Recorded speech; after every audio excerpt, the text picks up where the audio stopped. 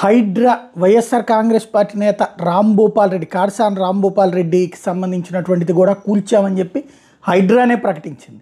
అయితే దాన్ని ఏదో తెలుగుదేశం పార్టీకి చుట్టేందుకు ప్రయత్నిస్తున్నారు వైఎస్ఆర్ కాంగ్రెస్ పార్టీ నాయకుడు కాడసాని రాంభూపాల్ రెడ్డి. ఆయన చెప్పేది ఏంటంటే హైదరాబాద్లో హైడ్రా కూల్చిన బిల్డింగ్స్ నాకు ఏ సంబంధం లేదు, అమీన్పూర్లో నాకు ఎట్లాంటి బిల్డింగ్స్ లేవు, నాకు సంబంధించిన స్థలంలో కాంపౌండ్ వాళ్ళు నిర్మించారు, నాకు సంబంధం లేని ఇష్యూలో నన్ను ఇరికించాలని చూస్తున్నారు. హెచ్ఎండిఏ ఇరిగేషన్ అధికారులు నా భూమి బఫర్లో కానీ ఎఫ్టీఎల్ పరిధిలో లేదని చెప్పారు.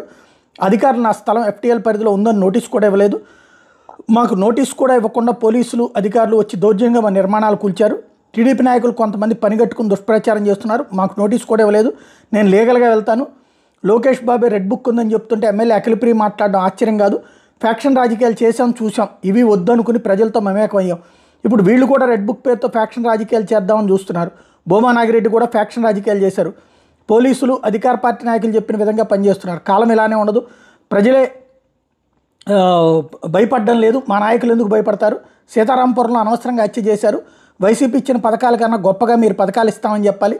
రాజకీయ నాయకులు నోరు అదుపులో పెట్టుకుని మాట్లాడాలి. కొద్ది రోజులు పోతే ప్రజలే అందరికీ సమాధానం చెప్తారు. ఇది ఆయన తాజా స్టేట్మెంట్.